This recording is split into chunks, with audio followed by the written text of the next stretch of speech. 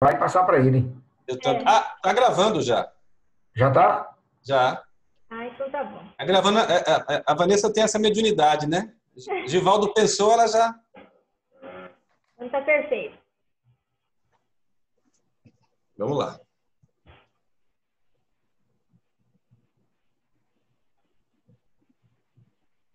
Com você, Lori. Peço permissão aí para nossa querida Vanessa, né? Que eu estou aqui com o Evangelho, né? Então eu vou ler uma passagem do Evangelho, tá Ótimo. bom? Capítulo 5, Bem-aventurados os aflitos, motivo de resignação. No item 12. Por estas palavras, bem-aventurados os aflitos, pois que serão consolados.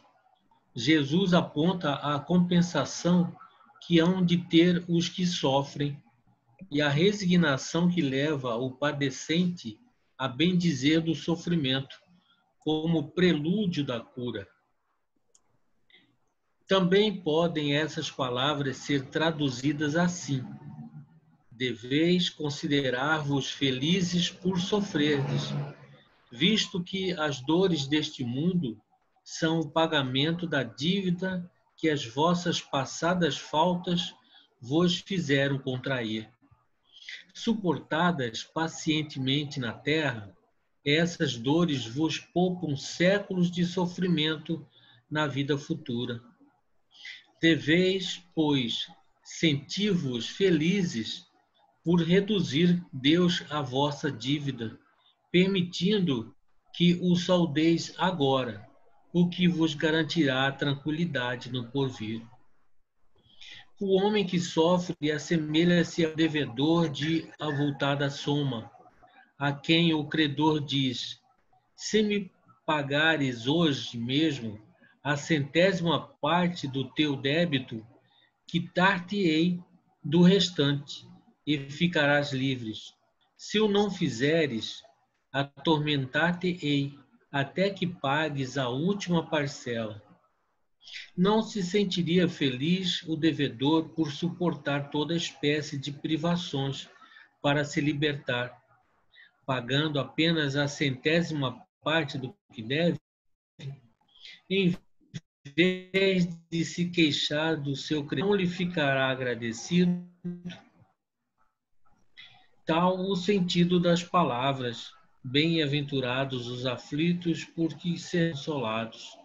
São ditosos porque se quitam e porque, depois de se haverem quitado, estarão livres. Porém, o homem, ao quitar-se de um lado, endividar-se do outro, jamais poderá alcançar a sua libertação. Cada nova falta aumenta a dívida, porquanto nenhuma há, qualquer que ela seja, que não acarrete forçosa e inevitavelmente uma punição. Se não for hoje, será amanhã. Se não for na vida atual, será noutra. Entre essas faltas, cumpre se coloque na primeira fiada a carência de submissão à vontade de Deus.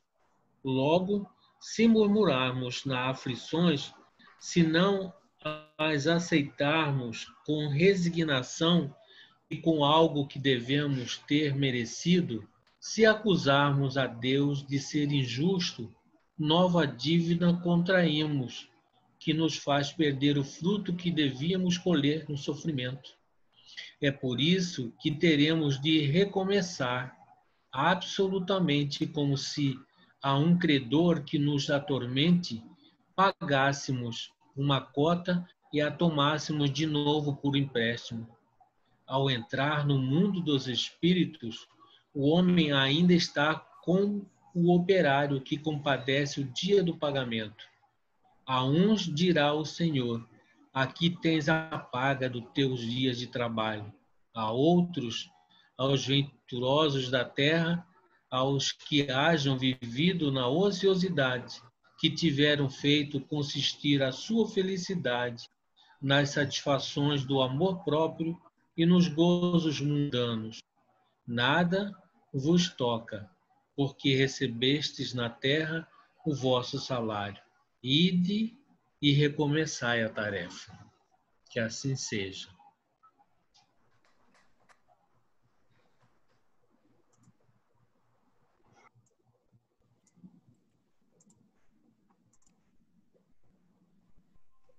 Amorosamente, vamos nos ligando aos nossos amados mentores individuais, companheiros amados de todas as nossas horas.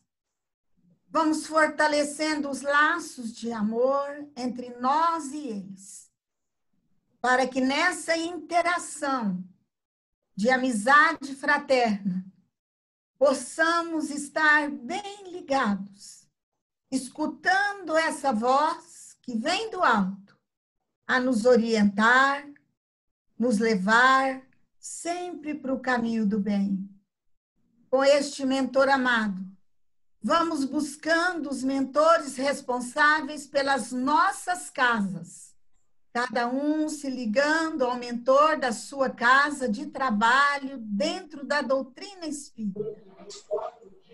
Amorosamente, nos lembrando de Joana d'Arc, de nossa irmã Sheila,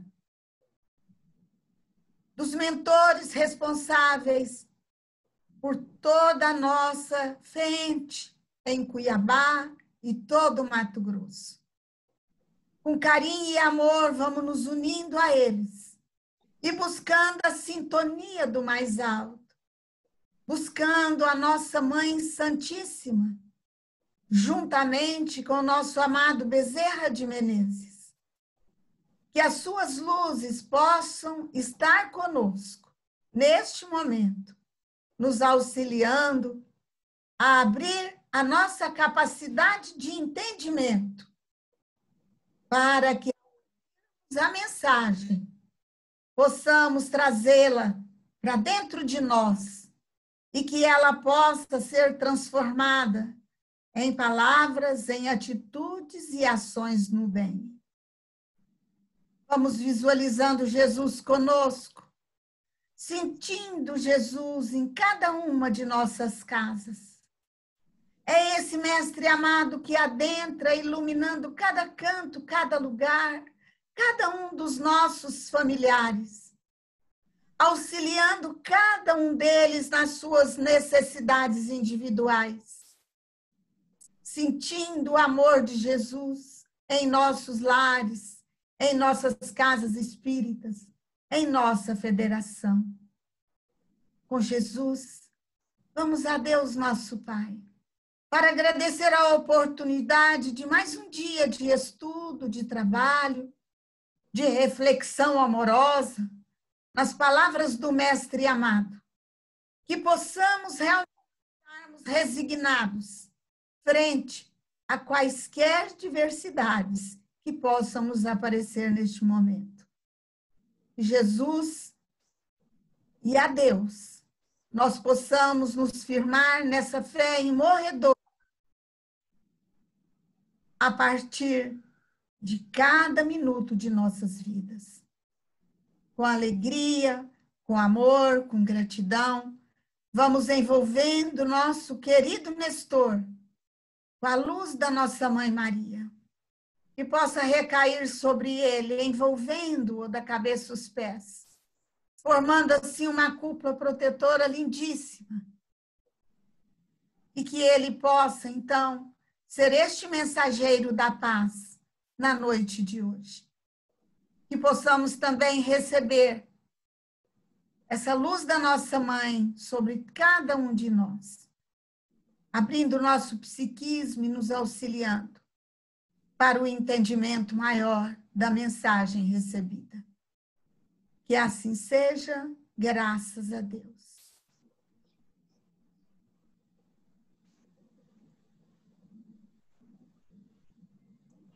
Já sou eu? Só palavra, mestre. Então, tá bom. Então, inicialmente, queria e quero agradecer pela oportunidade de estar com os amigos do Centro Espírita, a irmã Sheila, pela primeira vez. É um dos poucos centros espíritas que eu não conheço aqui no estado, porque justamente as reuniões públicas são às segundas-feiras, e é um dia que eu tenho um compromisso com o grupo mediúnico já há cerca de 20 anos, todas as segundas-feiras.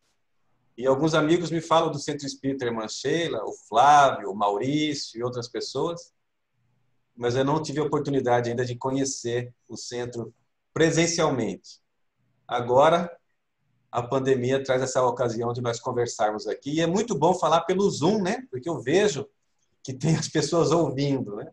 Geralmente, nesses dias, temos feito algumas palestras e por outras formas, por outros sistemas, e fico eu comigo mesmo, né? E aqui é muito melhor que a gente está se olhando e trocando nossas energias, nossas vibrações. É muito bom. Então, eu quero dizer para vocês que quando Vanessa nos convidou, e não deu tema nenhum específico para que nós fizéssemos a palestra, a gente fica assim meio solto, não é? O que eu vou falar? Sobre o quê? Aconteceu mesmo ontem, fizemos uma palestra no formato de live no Centro Espírita Cuiabá, e também não tinha tema específico. Então, nós procuramos falar de um tema atual lá no Centro Espírita Cuiabá, que é a questão do uso de armas. O uso de armas pelas pessoas como pretensa forma de se defender e de defender a família, e inclusive estimulando jovens adolescentes a fazerem cursos de como portar arma de fogo, ou então de como fazerem o esporte, de como fazer o tiro, aquela coisa toda, que é um tema muito atual, que temos vivido uma situação muito alarmante aqui no nosso estado de Mato Grosso, mas no mundo inteiro nós vemos situações assim, de jovens, adolescentes que pegam as armas e entram nas escolas atirando, porque foram treinados assim nos videogames. Enfim, a mensagem de Jesus é de paz, é de amor, é de concórdia, de fraternidade, mas de firmeza sempre, de não anuência com a violência. E pensávamos aqui, o que falar aqui com a proposta da nossa amiga Vanessa, e percebemos também que um dos temas que tem sido muito conversado aqui no nosso estado e no Brasil como um todo é a questão do abortamento das gestações. Popularmente se fala aborto, não é? O aborto. E o Espírito Emmanuel tem uma mensagem muito interessante chamada Aborto Delituoso. Muito rica essa mensagem, que traz diversos conteúdos para as nossas reflexões. Fica muito claro ali para nós que existe ali uma situação de definição para cada um de nós. Nós estamos vivendo momentos em nossas reencarnações, todos nós que vivemos na Terra, toda a humanidade, e a pandemia é mais uma evidência disso. Nós estamos vivendo momentos decisivos, sobretudo para conosco mesmos. De que lado nós queremos ficar? Nós queremos ficar do lado dos que conhecem a doutrina espírita ou o evangelho por outra forma que seja? Achamos bonitas as mensagens e muitas vezes até estimulamos as pessoas a lerem, a ouvirem uma palestra? Ou recebemos uma mensagem espiritual e pensamos, essa é para aquele colega de trabalho. Ah, essa é para minha sogra. Essa é para o meu genro. E para mim? Para mim não? É possível higienizar outra pessoa? Ou é necessário que higienizemos a nós mesmos, tanto fisicamente quanto espiritualmente? Não é possível que façamos ao outro aquilo que não estamos fazendo a nós mesmos. Por isso é momento decisivo na vida de cada um de nós que estamos vivendo na humanidade. De que lado nós vamos querer ficar? Não é possível servir a dois senhores. Jesus advertiu isso há tanto tempo atrás, mais de 2000 anos atrás. Não é possível servir a dois senhores. Não é possível servir, ora ao bem, mas em algumas circunstâncias eu sou um espírita que dá palpite na vida dos outros, mas isso aqui não é para mim não, deixa para a próxima encarnação. Esse negócio de amar, perdoar, caridade, deixa para a próxima. Nessa não estou preparado ainda. Será que nós não estamos preparados para a reencarnação? Será que nós estamos aqui na vida de brincadeira? Então existem esses espíritas que são bons para dar receita amarga para o outro tomar, de remédio ruim no gosto, mas necessário. Tem espíritas que falam, mas temos dificuldade de praticar. Que sejamos nós aqueles que, além de aprender, de estudar, que reflitamos sobre a mensagem da doutrina espírita, essa mensagem cristã que liberta pelo conhecimento da verdade. Mas, sobretudo, que ao conhecer e refletir, façamos exercícios, treinamentos, esforços, para que venhamos a acertar cada vez mais. Não dá mais, sobretudo para nós que temos conhecimento, estudamos a doutrina espírita, não dá mais para tentar se enganar. Tentar por quê? Ninguém consegue se enganar. Mas a tentativa de falar mentiras para si mesmo, com a expectativa de que a nossa consciência um dia vai acreditar na mentira, chega disso. Porque ninguém pode enganar a consciência, porque nas nossas consciências estão gravadas as leis de Deus. Então, o que nós queremos para nós? De que lado nós queremos ficar? Se não é possível servir a dois senhores, não é possível servir a Deus e a Mamon, não é possível ser bom em alguns aspectos, mas em outros eu não preciso ser tão bom, nós já sabemos que não existe meio termo na vida. É como a gestação. Nos anos 80, isso já não faz muito tempo, na nossa adolescência, tinha uma música que dizia: mamãe, eu acho que estou ligeiramente grávida. É possível estar ligeiramente grávida? Eu estou meio grávida. Não existe. Ou tá ou não tá. O que nós queremos para nós em 2020, em época de pandemia, que veio aí para nos alertar de tantas coisas necessárias para que nós aprendamos e exercitamos aquilo que já sabemos? Da vida ou da enganação? Da realidade ou de uma desculpa que não cola mais? De que lado nós queremos ficar na época da transição planetária? Porque não há tempo mais para brincadeiras. É necessário que nós escolhamos de acordo com a inteligência emocional, de acordo com as nossas consciências. Na questão 358 do Livro dos Espíritos, Allan Kardec formula a seguinte pergunta: constitui crime a provocação do aborto em qualquer período da gestação? Vejamos que essa questão do aborto não é de agora somente que acontece. Ao longo de todos os tempos aconteceram diversas vezes. E muito provavelmente aqueles de nós que de alguma forma não o praticamos ou instigamos alguém a praticar nesta encarnação, já o fizemos em vidas passadas, em existências pretéritas. Razão pela qual a pergunta de Allan Kardec é super atual, não somente para agora, mas ao longo de todos os tempos. Constitui crime? A pergunta é muito clara. Ele não está perguntando se é um ilícito qualquer. É crime provocar o aborto em qualquer período da gestação? E os benfeitores da humanidade respondem com muita clareza: há crime sempre que transgredis a lei de Deus. Há pessoas que pensam que se a gente contar uma mentira diversas vezes, ela se torna verdade. Não vira verdade. Ninguém engana a si próprio, ninguém engana a própria consciência. É impossível enganar. Todas as vezes que nós equivocadamente tentamos acreditar que estamos nos enganando ou enganando a outrem, vamos cair em frustração mais cedo ou mais tarde. Um dia vamos cair em si. Porque ninguém pode enganar as leis de Deus. Todas as vezes que nós transgredimos as leis de Deus, dizem os Espíritos, há crime. E eles continuam aqui dizendo, aliás, Emmanuel tem um comentário a respeito dessa questão que é muito interessante. O que diz Emmanuel, abre aspas, crime estarrecedor, porque a vítima não tem voz para suplicar piedade, nem braços robustos com que se confia aos movimentos da reação. Um crime existe mais doloroso pela volúpia de crueldade com que é praticado no silêncio do santuário doméstico ou no regaço da natureza. Fecha aspas, Emmanuel, pela psicografia de Chico Xavier. Crime estarrecedor, porque em todos os crimes, ou quase todos eles, existe a possibilidade de a vítima oferecer alguma resistência, de praticar a legítima defesa, como dizemos aí no mundo do direito. Mas como que um bebê, como que um espírito adulto, momentaneamente vivendo num corpo infantil, com consciência espiritual, porque até os 7 anos de idade nós não estamos totalmente reencarnados. Estamos muitas vezes ligados ainda ao mundo espiritual, razão pela qual quantas crianças que nós vemos, sobretudo as crianças que são os filhos mais velhos, ou então o filho único, que tem um amigo espiritual caridosamente venha um espírito para acompanhar essa criança.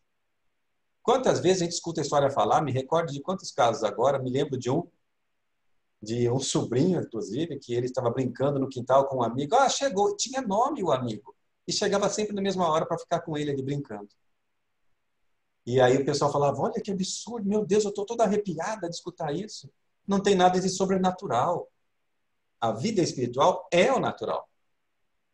Mas por que isso acontece? Porque até determinada idade, nós ainda estamos muito ligados à vida na erraticidade, à vida no mundo espiritual.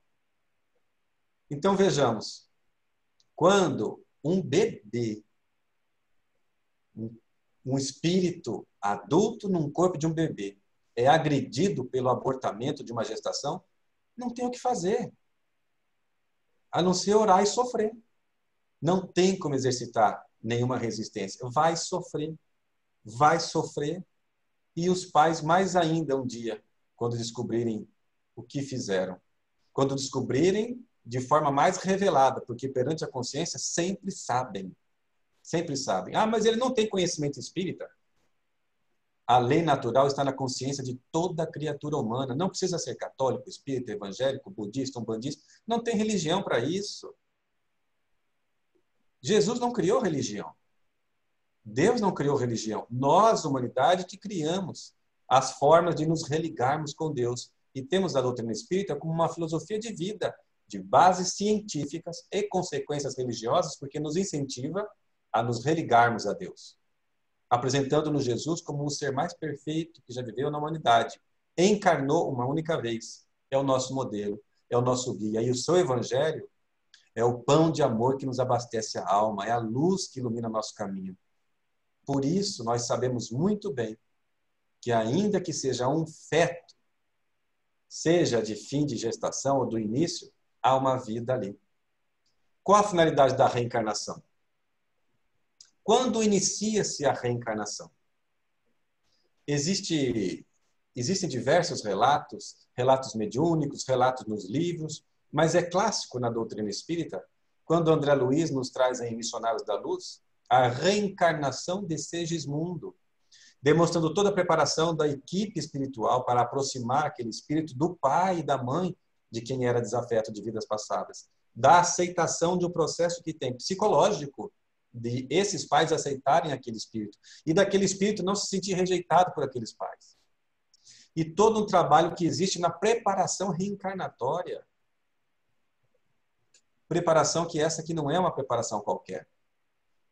O espírito Honório, através da psicografia do nosso amigo Áfrico Stefanini II, é muito claro. Uma reencarnação simples não é uma simples reencarnação. Há todo um envolvimento. No livro Dias Felizes, há uma mensagem chamada Contratos Espirituais, que deixa muito claro como funciona a reencarnação e o processo reencarnatório e o planejamento.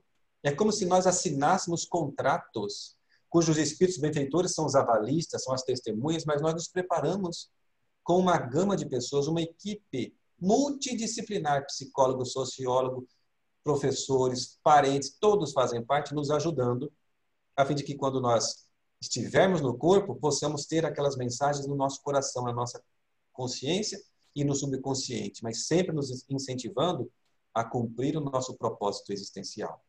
Então, a reencarnação não é uma brincadeira, é algo muito sério e ela se inicia, a reencarnação, vejamos, reencarnar, entrar na carne, quando o espírito efetivamente se vincula pelos laços perispiríticos, espírito ao corpo, pelo perispírito, se inicia a partir do momento em que o espermatozoide fecunda o óvulo e esse ali, depois de alguns movimentos, se fixa na parede uterina. Ali tem um espírito. Ali tem um esforço de inúmeros espíritos para fazer com que essa família se reúna novamente. Não é uma brincadeira, é algo muito sério. Há muitas pessoas que defendem, e defendem com unhas e dentes, pessoas de bem, não são pessoas maldosas, são pessoas que acreditam realmente que os pais devem decidir sobre a vida do feto. Veja que notem isso aqui. A vida de um feto, ou seja, de uma coisa, de uma matéria. É a visão materialista da vida, mas é a visão que não nos atende, nós, enquanto espíritas, que sabemos que somos espíritos eternos, os filhos de Deus, a centelha divina, que podemos e devemos sempre preservar a vida. Quem defende o direito, a mulher que deve decidir, respeitamos quem pensa dessa forma, mas enquanto cristãos que somos, não podemos concordar com a ideia segundo a qual é direito da mulher decidir sobre o seu próprio corpo. Vejamos que nem o corpo é nosso. Na nossa visão espírita, sabemos que nem o corpo é nosso, é um empréstimo divino para que nós possamos evoluir, avançar, aprender, conviver. Cuidamos do corpo, muito bem devemos cuidar do corpo. Nos alimentando da melhor forma possível, repousando da melhor forma possível, trabalhando da melhor forma, sem exageros, mas também sem acomodação, aproveitando bem o tempo, que também é um empréstimo divino. Mas nós não estamos na vida para abusar das funções materiais, achando que o feto é uma coisinha, é uma matéria. É um ser espiritual já reencarnado. O abortamento da gestação é um ato de amor em si mesmo, praticado pela mãe ou pelo pai, que tem direito de controle de natalidade e a felicidade, como pregam alguns. É a prática da lei de amor, então, eu vou matar esse feto porque não é nada. Vou tirar esse problema da minha vida. Vou tirar um problema, uma coisa. Para nós espíritas, esse comportamento não tem sentido nenhum mais. Na realidade, nós vamos perceber na realidade. Box do perfil ou daqui? Saúde, alguém está espirrando ali, mas olha lá. Existe algum interesse econômico por trás do suposto interesse público? Porque foi feito todo um movimento governamental, inclusive no Brasil e em outros países, para que o abortamento fosse legalizado. Porque tem tanta gente morrendo fazendo aborto, tantas mulheres sofrem, precisamos fazer o controle de natalidade. Então, existe toda uma tese para defender que o aborto seja legalizado. O infanticídio seja legalizado. Porque não é um homicídio qualquer. É um homicídio de crianças que estão ainda no ventre materno, sem direito de defesa. Existe algum interesse econômico por trás disso? Ou é apenas uma ideia sociologicamente? Nós vamos perceber que é um dos negócios mais rentáveis em todos os planetas da Terra. O médico Bernard Nathanson, ginecologista e obstetra, ele confessou ter realizado mais de 5.000 abortos. Converteu-se depois em defensor incondicional da vida, dando atenção às táticas. Ele fala, notem as táticas. Porque além de ele ser inicialmente um médico que fez muitos abortos, cerca de 5.000 abortos, depois que ele caiu em si, em certo momento de sua vida, ele se converteu de um dos maiores defensores da vida. Isso é uma prova de que nós podemos nos equivocar, mas podemos nos reerguer também. Podemos e devemos fazer o que estiver ao nosso alcance para reparar o equívoco, não em outras reencarnações, mas agora, aqui, hoje. Bernard Nathanson fez isso.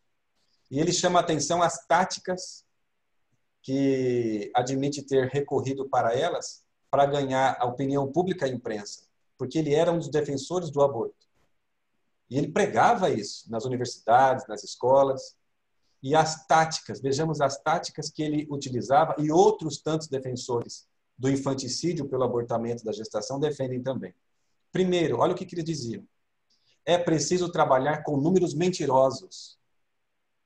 E nós estamos aí o tempo todo ouvindo falar, não, são poucas pessoas que têm que passar por isso, então é bom que possamos dar assistência para essas pessoas, quando na realidade são muito mais pessoas, um número muito maior, de pessoas sequeladas, de pessoas lesadas, de crianças que depois nascem com os defeitos físicos, com as deficiências, e também das mulheres em gestação que vêm a desencarnar. Não é brincadeira, não é pouca coisa, mas é tática mentir sobre os números. Outra tática. É preciso ganhar os meios de comunicação e a universidade. E campanhas de massa, campanhas políticas, campanhas partidárias, campanhas de associações, mas que, no fundo, quem é que está bancando essas campanhas? Da mesma forma, quem é que está levantando hoje a bandeira da liberdade de usar e portar armas? Não estamos falando aqui das pessoas que devem portar armas, por serem pessoas que trabalham com o poder coercitivo do Estado, preparados para isso, ainda que muitas vezes cometam excesso. Mas quem que defende que as pessoas usem armas? Existe uma bancada de deputados e senadores chamada bancada da bala.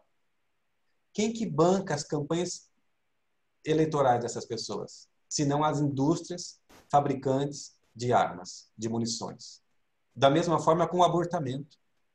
Existe toda uma gama de pessoas investindo em comunicação para falar que aborto é normal, que a mulher tem que fazer o que quiser com o seu corpo. Há interesse econômico grandioso por trás disso. Outra tática. É preciso apresentar pesquisas falsas, mais uma vez mentindo com os números. Outra tática. É preciso satanizar os cristãos.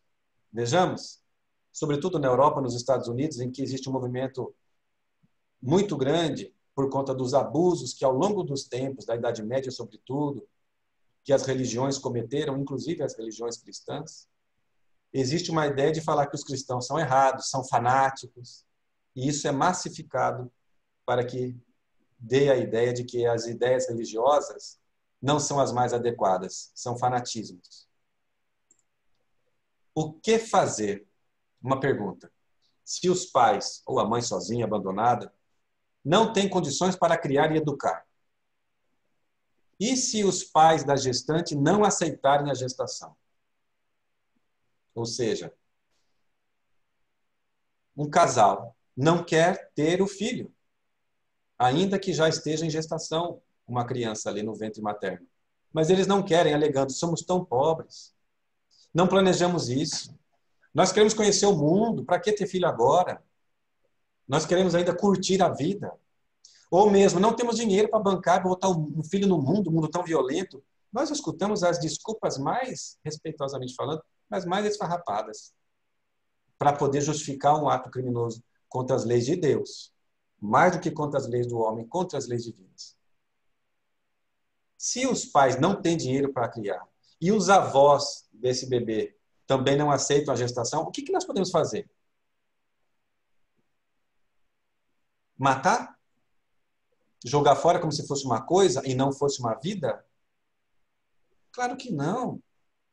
Ainda que nós não queiramos que essa criança cresça para ser meu filho, que nós compramos pelo menos com o fim da gestação e ofereçamos a doação. Existe uma fila imensa de casais inférteis que fazem de todos os tipos de tratamento possível para poder ter seu filho das vias naturais biológicas e não conseguem. Estão aguardando para poder adotar. Existe uma fila gigante e a preferência é pela adoção de crianças recém-nascidas. Então, que possamos pensar nisso. Porque muitas pessoas que não podem ter filhos pelas vias naturais biológicas, não significa que o filho adotado não tenha vínculos espirituais com essa família que está adotando. Não importa a forma como venha o filho, o vínculo perante Deus, é claro que vai ser sempre um vínculo de forma espiritual.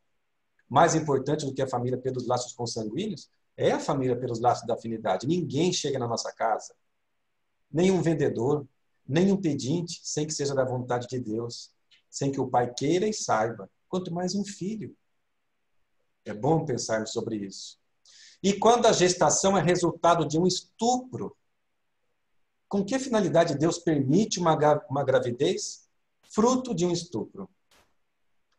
As leis, geralmente as leis civis, as leis dos homens, dizem que em caso de estupro, em muitos países, o abortamento da gestação é tolerável, é aceitável, não é crime. Mas nós passamos a pensar, alguém praticou um crime terrível, uma pessoa estuprando outra. Ainda hoje, lemos uma manchete de um avô que violentou um neto. Atentado violento ao pudor, mas que hoje já é estupro também, da mesma forma. Ou seja, um avô violentou o neto. E quantos avós violentando netos por aí? Infelizmente, as campanhas mal direcionadas, as campanhas públicas, causam diversas formas de estupros. A falta de atenção adequada para os idosos, que merecem respeito e também estão em processo de educação, de evolução.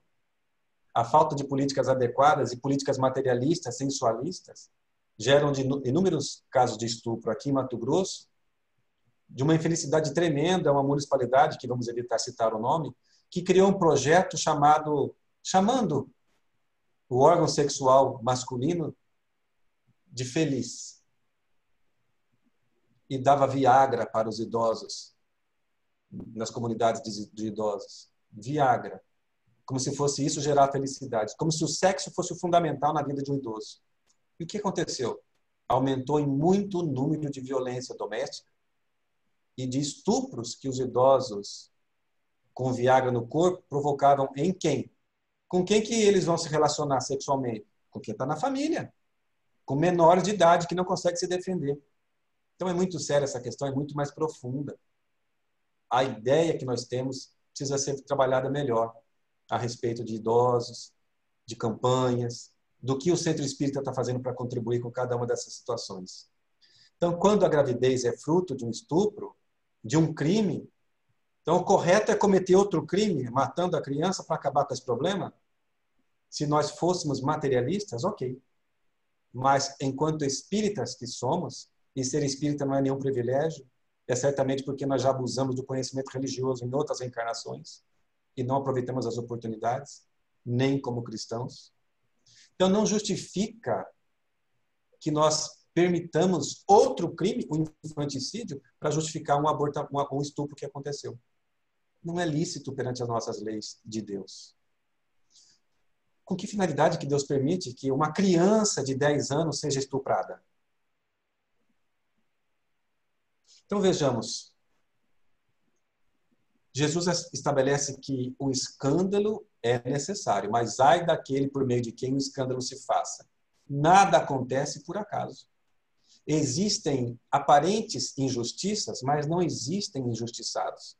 Acabou de ler agora há pouco o nosso amigo Lori, a mensagem do Evangelho. Só nos acontece aquilo que é importante, que nós aceitamos, que nós nos programamos para que acontecesse em nossas vidas. Nós vivemos de tal forma, vibrando, atraindo as situações que nós necessitamos passar por elas. Pedimos para que pudéssemos resgatar os equívocos do ontem, vivendo no corpo aquilo que nós produzimos para o outro. E os Espíritos nos dizem que aquilo que nós sofremos é 10%, talvez, aquilo que nós produzimos a outrem nas reencarnações passadas. Então, mesmo em caso de estupro, não se justifica autorizar o abortamento.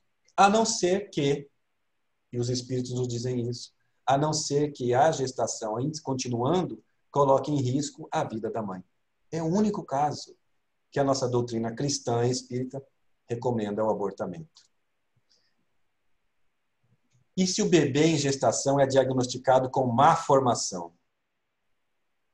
Uma questão que os tribunais, inclusive o Supremo Tribunal Federal aqui no Brasil, trabalhou recentemente.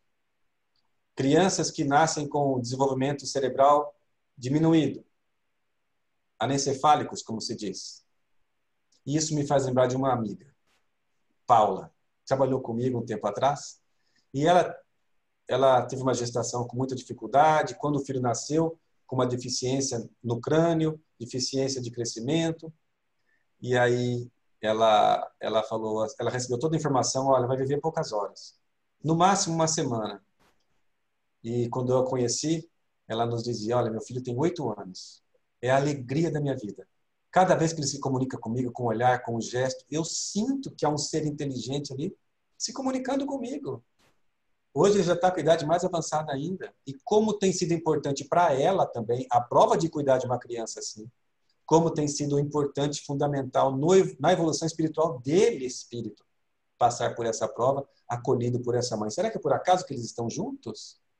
Será que Deus brinca com a gente, faz as coisas acontecerem por acaso? Ou Deus é a inteligência suprema, a causa superior, primária de todas as coisas? Vida sempre. E as mortes devem acontecer físicas de forma natural. Não sejamos nós aqueles que maculamos a nossa reencarnação com os equívocos da morte. Existe influência espiritual para que se decida em abortar? Ou para se decidir em manter a gestação, existe algum apoio espiritual? Para nós é muito claro. os espíritos nos influenciam mais do que nós podemos imaginar? Eles nos dirigem, dizem os espíritos a Allan Kardec. O tempo todo estamos envolvidos por uma gama de testemunhas invisíveis, mas que estão ali, no nosso lado. Têm acesso a nós, inclusive inimigos do passado, porque nós vibramos de tal forma que atraímos a presença deles. E eles, muitas vezes, querem nosso mal, porque pensam que devem fazer justiça com as próprias mãos. E quando veem que nós estamos errando novamente, aí que cresce neles o sentimento negativo em relação a nós. Agora, todas as vezes que nós nos esforçamos, mesmo com as dificuldades, mesmo com as dores, e muitas vezes recebendo como nossos filhos, aqueles que foram filhos deles, espíritos que não gostam de nós, eles passam a reconhecer que nós estamos realmente nos esforçando para sermos pessoas novas. Reconhece-se o verdadeiro espírita pela sua transformação moral. Pessoas novas, domando as más inclinações. Se nós queremos fazer o mal, como provocar um aborto, teremos ajuda para isso. Daqueles espíritos que nos querem mal, que querem que nós nos endividamos ainda mais perante as leis de Deus. Mas se decidirmos, num clique, numa oração, fazer o melhor possível, os benfeitores estarão também ao nosso lado nos ajudando. Qual é a situação do espírito cujo novo corpo foi assassinado? Imaginemos, conforme falamos agora há pouco, há toda uma preparação para a reencarnação. E o espírito, conquanto não tenha boa relação nas vidas passadas com os pais, aceita renascer naquela família. Mas, por algum motivo, os pais decidem que a mulher que tem que decidir sobre o seu corpo. Eu não quero ter filho agora, deixa para frente. E os pais decidem matar fisicamente aquela criança. Como é que esse espírito se sente? Como é que nós nos sentiríamos no lugar desse espírito? Ficaríamos felizes, agradecidos por ter sido assassinado e passar por aquela morte terrível? Ou nós talvez ficaríamos com mais raiva, mais rancor e possivelmente nos tornarmos, inclusive, pela nossa invigilância espiritual, obsessores dessa família, sofrendo e fazendo sofrer. E é inconcebível para nós, é impensável pensar que o feto é uma coisa, uma massa. É um ser espiritual reencarnado. O que, então, as instituições espíritas podem fazer em relação a isso? O que nós, espíritas, qual é o papel do espírita na sociedade neste momento em que se trata desse assunto? Podemos fazer diversas coisas. Sobretudo quando provocados para isso. Porque mesmo as pessoas que debocham de nós por sermos espíritas, que tiram sarro, fazem aquelas gracinhas mais sem graças, essas pessoas, quando passam por dificuldades, muitas vezes nos procuram para trocar uma ideia, para ouvir o que a doutrina espírita fala sobre isso. Estou passando por uma dificuldade na minha família, o que você pode me ajudar? É o momento de oferecermos a outra face que Jesus nos recomendou. Não a face de vingança. Olha, você foi mal comigo, agora eu vou ser mal com você. Não vou te explicar. Podemos fazer isso? Podemos, mas não devemos. Porque a nossa consciência nos convida a fazer o melhor possível sempre. A outra face é a face do bom senso. De esclarecer. Nós devemos, sim, tratar desse assunto em centro espírita. Tratar desse assunto nas redes sociais. Sobretudo nesses momentos da pandemia, em que os centros ainda estão fechados e as nossas palestras são assim, dessa forma virtual. Devemos, sim, fazer o máximo para esclarecer. Esclarecer nos jornais, esclarecer em campanhas, abrir trabalhos de atendimento espiritual pelo diálogo. Atendimento fraterno, para acolher as pessoas que passaram por essa situação, jovens que estão ainda com dúvida do que fazer, se dá prosseguimento ou não na gestação. Podemos pensar e verificarmos que muito nós, espíritos, podemos contribuir com essa situação que é calamitosa. Falamos agora há pouco de Bernard Maitenson. Ele passou a defender que toda mulher tem direito de acesso aos exames, para depois decidir se ainda tem interesse em praticar o aborto. E foi criado, então, um documentário chamado Grito Silencioso, até uma obra, na qual ele narra tudo o que acontece, tudo o que ele fazia, e que as mães e os pais não tinham acesso aos exames, antes da gestação e depois da gestação. Nós, aqueles que já tivemos a bênção de exercitar a maternidade ou a paternidade, nós nos emocionamos muito só com a ideia, né, de estar recebendo um ser para completar a nossa família. ainda que não seja planejado. Quantos de nós, quando fomos lá fazer a primeira ultrassonografia, nós maridos acompanhando as esposas, ou nós esposas, com a presença de mais alguém ou não, e quando ali o médico passa aquele gelzinho no aparelho e coloca na barriga, que não tem barriga ainda, poucas semanas, e a gente escuta, tchoc, tchoc, tchoc, tchoc. O que é isso, doutor? Tá tudo bem? Esse é o coração. Meu Deus, que emoção de ouvir esse coração batendo. E aí faz lá umas imagens, então, olha, tem praticamente 1,5 centímetros. Mas com uma semana, o bebezinho já tem a coluna vertebral formada. Tamanho de um dedo, às vezes, poucos milímetros. Já tem toda uma vida organizada fisicamente, não só espiritual. A biologia está aí para nos mostrar. Tem a história muito interessante de Anthony Levantino. Ele era um jovem, no ano de 1976, fazia faculdade de medicina nos Estados Unidos. E ele, idealista, era defensor da ideia de que os pais deveriam decidir sobre controle de natalidade. Ainda que já existissem outras formas de controle, de concepção, mas ele defendia que o nascimento eram os pais que tinham que decidir. Se vai nascer ou não vai nascer, a mulher que poderia decidir. E ele fazia um trabalho todo sobre isso, e desde o 3º semestre da faculdade ele já trabalhava defendendo, se envolvendo com campanhas nesse sentido, que era direito da mulher decidir se devia engravidar ou não. Manter a gravidez, aliás. Mas alguns anos depois ele se casou, ainda pouco tempo de formado, já tinha praticado cerca de 1.200 abortos. Ele virou obstetra. E a mulher dele estava com uma dificuldade para ficar grávida. Dificuldade de fertilidade. Não sabia se era ele, se era ela, fizeram um exame, não identificavam nada e ela não conseguia engravidar. E aí eles resolveram, vamos fazer então uma adoção, porque nós queremos tanto ter uma criança, e existem tantas crianças aí querendo ser adotadas, não é assim? Só que todas as vezes que ele ia procurar um local para adotar, as crianças já estavam crescidas. 10 anos, 12 anos, ele queria criança desde o começo. Menos de 2 anos de preferência. E não achava. Ele começou, mas por que eu não acho? E ele se deu conta. Ele não achava porque ele era um daqueles que colaborava para que as crianças não vivessem. Matavam no ventre materno. Ele começou a pensar nisso, mas ainda assim ele continuou tendo a ideia do aborto. Conseguiu adotar uma criança. E a menina, linda, veio embelezar o lar, ele pensou, sou plenamente feliz. Eu tenho uma filha, ainda que não tenha nascido da minha família, eu a amo. E fez tudo o que podia naqueles anos todos, foi uma infância linda, mas logo em seguida a esposa engravidou. Ela não podia, mas conseguiu. Foi a vida perfeita. Marido, mulher e um casal de filhos. Eles eram muito felizes. Um dia estavam em casa, se divertindo, em família, reunida. De repente, escuta uma freada de um carro, um barulho, e todo mundo correu lá para a porta. As crianças correram.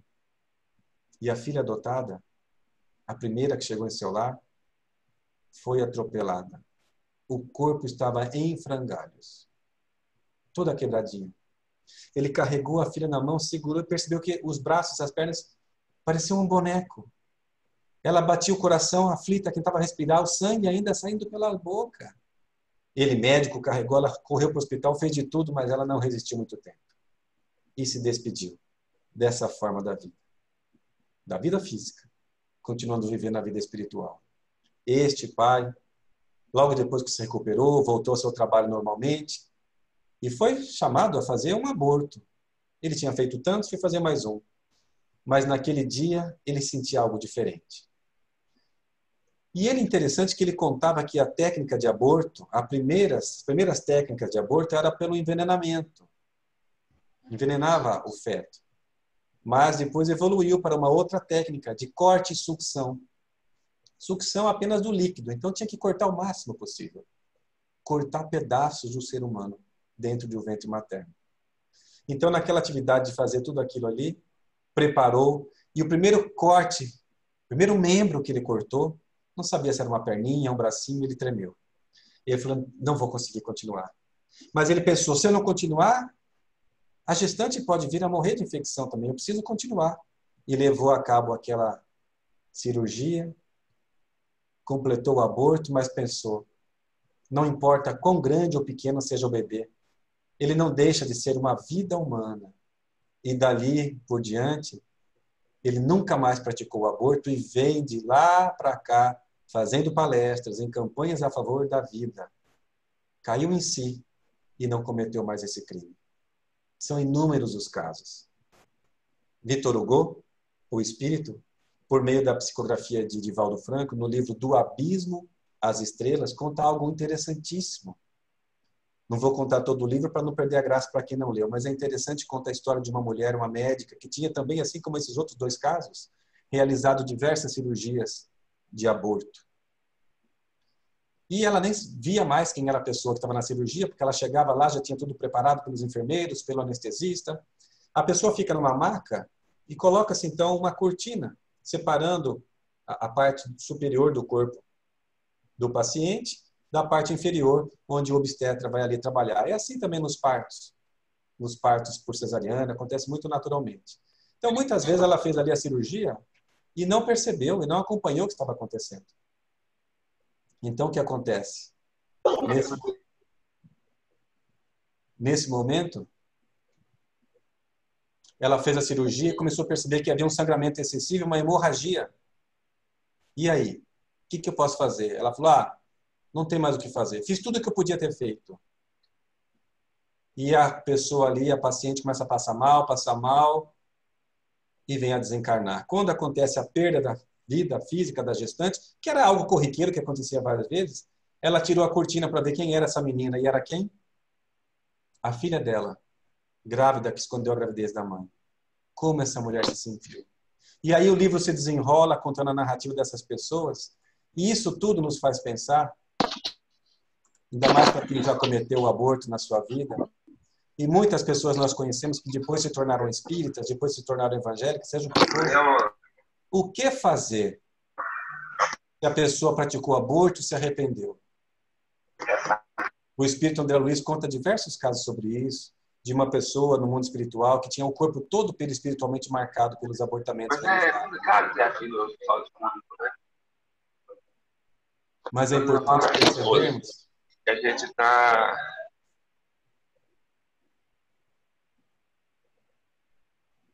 Posso continuar? É importante percebermos que faz todo sentido aquela fala do apóstolo Simão Pedro, que o amor cobre a multidão dos pecados. Ainda que nós tenhamos praticado, ou instigado, ou opinado favoravelmente a que alguém realizasse o aborto, fazendo isso, pensando que isso era o mais correto na época, agora que temos um pouco mais de conhecimento, façamos o melhor em sentido contrário, em favor da vida. Ainda que nós tenhamos praticado ou estimulado alguém a praticar, o que passou é experiência. Façamos o melhor daqui para frente. Reparemos hoje, fazendo esforços para sermos instrumentos da paz, da vida, da concórdia, da boa orientação, vigilantes e orando sempre. Porque Jesus conta conosco, não tem outros recursos. Com nossas dificuldades, com as nossas deficiências morais, mas é conosco que Ele conta, e os bons espíritos também, para que possamos viver num mundo de regeneração, regenerando a nossa intimidade, perdoando a nós mesmos e fazendo os esforços que competem a cada um de nós. Aborto jamais, vida sempre. Que Jesus nos abençoe. Gratidão a todos pela paciência de escutar até esse momento. Muita paz.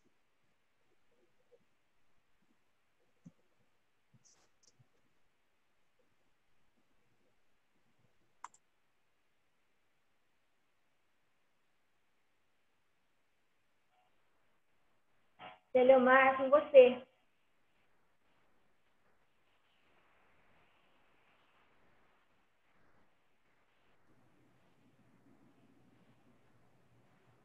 Vamos, nesse momento, fechando nossos olhos, elevando a Deus o nosso pensamento e com a conclusão, que acho que todos também devem estar sentindo, de gratidão a Deus por estarmos aqui nesse momento tão significativo para a nossa humanidade, por estarmos encarnados, por estarmos dentro dessa doutrina maravilhosa que nos consola, nos esclarece e nos orienta no sentido do bem. Com essa mensagem maravilhosa em favor da vida, no momento em que muitos irmãos estão desencarnando, nos consola saber que Jesus está no controle, está no comando, que tudo o que está acontecendo é a vontade de Deus se manifestando. A nossa gratidão aos nossos mentores, aos mentores da nossa querida casa, Irmã Sheila, e a Jesus, nosso modelo, guia, pedindo a Ele que cubra de bênção todos os trabalhadores que estão envolvidos nessa pandemia, com cuidado especial aos nossos queridos Divaldo e Solange, e estendendo essas bênçãos a todos os trabalhadores da Casa Espírita Irmã Sheila e a todos das nossas co-irmãs que hoje estão ligados conosco nessa palestra. Gratidão, Jesus. Gratidão, nosso Pai, grande arquiteto do universo. Que assim seja, graças a Deus. Assim seja. Nestor, gratidão pelas suas palavras, pelas suas reflexões, pela palestra maravilhosa. Gratidão imensa, Nestor. Eu que agradeço pela oportunidade, viu?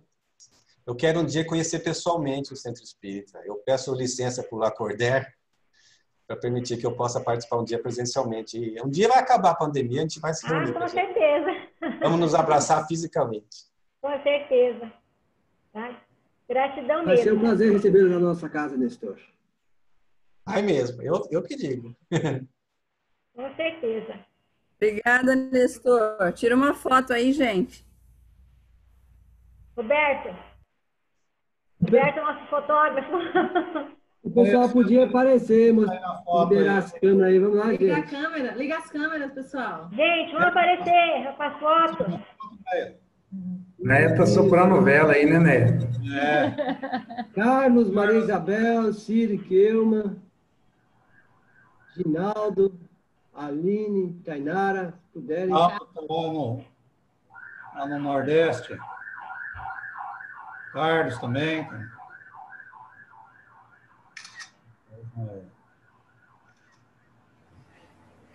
Beleza. Vai, gente, valeu. Ô, Lori, fala pro Nestor que você vai multar ele se eu não for fazer palestra lá na casa, hein? Gratidão a todos. Gratidão a todos. Tchau, pessoal. Tchau, boa noite. Fiquem com Deus. Obrigada, gente. Boa noite. Até mais. Boa noite. Um abraço. Vanessa, depois você me manda a gravação, tá bom? Mando sim. Tchau, tchau. Tchau. Ótima palestra, Nestor. Gratidão, Nestor. Eu que agradeço. Guarda essa palestra aí, Vanessa. Maravilhosa, né? Gratidão, Nestor. Deus te abençoe, tá? Nós todos. Tchau. Abração. Vanessa, Célia Mar, Marlise. Abração. Beijo. Viu tanto que Oi, ela... Marlise. Aê. Eu mandei boa noite aí no seu celular. Dá uma olhada. Opa, obrigada. Você manda só para ela, né? É claro. Assunto de comadre. Ai, beijo. Nelza, Boa noite, querido. de comadre, né? Falou. Boa noite, Vanessa. Boa noite. Fiquem com Deus. Tchau, Rosana. Com Deus. Tchau. A Ju se foi embora, hein? Tá bom. Um beijo pra vocês, tá? Boa noite. Tá, tchau. Tchau.